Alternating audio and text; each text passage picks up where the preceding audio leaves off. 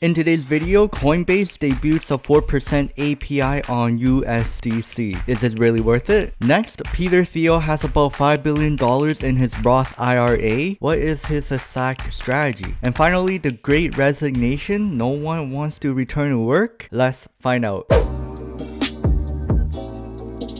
Welcome back everyone, I'm your host Edward, and on this channel I talk about stocks and crypto news. So if that's something you're interested in, feel free to subscribe and remember to hit that like button down below for the YouTube algorithm. And without further ado, let's dive in. So first, let's just dive into the markets. So we can see that the stock market is a little flat today, but we do see some interesting headlines. Lumber prices are down more than 40% in June, and home prices are, soaring to the moon since 2005. And over here, we can see that private payrolls did increase in June. It just shows that a lot of people are going back to work. Now, in terms of the crypto market, we can see that, we're down today on Bitcoin as well as Ethereum. I believe that Bitcoin wasn't able to push through the $37,000, which was the point of control, which is why now we're going back down and volume were low. But the main article that I really want to get in today is Coinbase, because they are debuting a savings product with 4% API on USDC. And for those that don't know what USDC is, it's pretty much a digital dollar that's pegged to the US dollar. This is pretty much a stable coin, so think of this as a digital dollar. And at any time, you can change this back to USD. And I would highly recommend this over Tether, because Tether is a little sketchy because they just keep printing more and more, and it's not really backed by anything. But USDC is created by Circle, and they do have the reserves for every coin that they create. But getting back to this article, we can see that Coinbase is kind of getting into the savings account space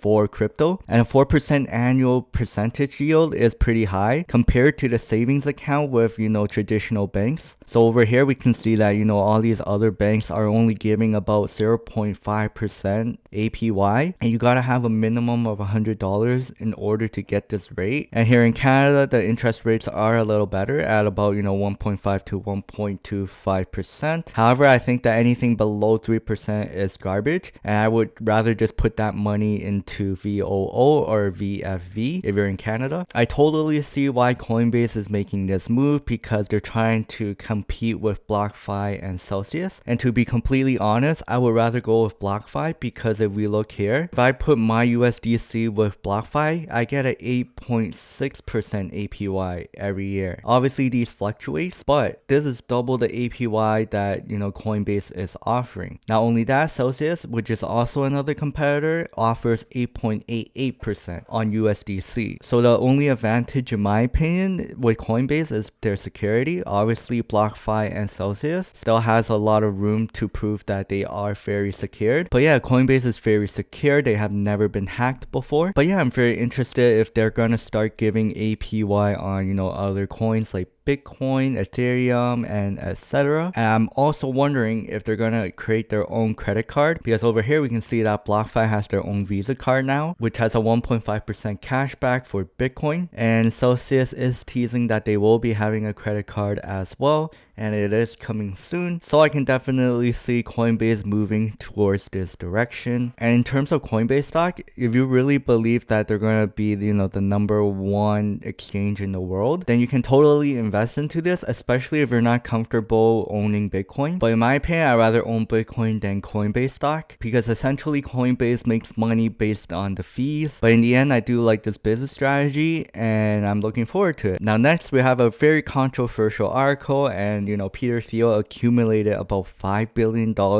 in his tax-free Roth IRA. And for those that don't know what the Roth IRA is, it's pretty much a retirement account where you can put about, I believe, $6,000 into it every year, and you can't really withdraw anything until you're 59 years old. And over here in Canada, we have something similar called the TFSA, which is a tax-free savings account, but we can actually withdraw it anytime we want, and we do have a limit, which is about $6,000 per year. But everyone was shocked, because if you can only put $6,000 per year into this account. How did Peter Thiel get $5 billion in this account? But yeah, let's just dive into it, right? So for those that don't know, Peter Thiel is one of the co-founders of PayPal. And ever since, he pretty much went all in on PayPal stock, because when they went IPO in 2002, they were only worth about 30 cents a share. And when eBay bought out PayPal, he saw a tax-free gain of $31.5 million. And not only that, he put that $31.5 million into, Facebook stock when it was very early. And back then, Facebook stock was worth what, like $20? And if he did it privately, it would have been even like less. And now Facebook stock is what, like $350 per share. And this whole strategy is called concentration, right? There's concentration and diversification. So pretty much what Peter Thiel is doing is, going all in on risk-adjusted investments that are kind of risky but has really high potential of growth. And this is exactly what I'm doing, right? I'm all in on Bitcoin. And when it comes to these tax-free accounts, the best method is to kind of go for the high gainers, right? Obviously, everyone has their own risk appetite, and not everyone can go for this type of strategy, because if you can't really sleep at night, I really don't, recommend this. But based on the wealthy individuals that I kind of, researched about, they kind of take these big risks, but they have a really great upside to it. But if you're not that type of person, I just highly recommend you to put it into an ETF like VOO. And if you're in Canada, just put it in VFV. Obviously, there's not financial advice. Always do your own research and due diligence. And obviously, to the general public, they don't like it because, the rich gets richer, right? And this account was kind of designed for the middle class to save for retirement. But I don't blame Peter Thiel, because he understands how money works. And he took on a big risk, right, that not everyone can do. But I think a lot of people should learn from this, because it just shows just how strong concentrating your portfolio is. Because diversifying yourself to 20 to 50 stocks won't give you better returns than concentrating into a couple assets. But in the end, it really depends on your financial situation and what your goal is. And personally, this is exactly what I'm trying to go for, right? What Peter Thiel is doing, especially with my tax-free sheltered accounts. Next up, it seems like the great resignation might come true, because a lot of people don't want to go back to work, especially in the office. And right now, I don't know how true this is, but it says that 95% of workers are considering changing jobs because they rather work from home. And this is all reported by monster.com, but I do believe it, because for me, I feel the same, because I'm currently working from home and I really don't want to go back to the office. But this article really tells me that